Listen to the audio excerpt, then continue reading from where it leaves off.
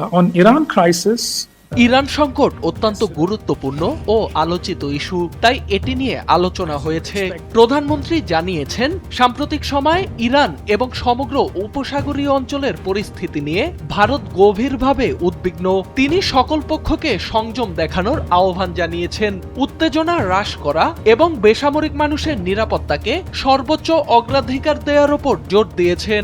তিনি মনে করেন, উত্তেজনা প্রশমনে সংলাপ এবং কূটনীতির পথ অনুসরণ করা উচিত এবং মূল সমস্যাগুলোর সমাধানও সেই পথেই খুঁজে বের করতে হবে।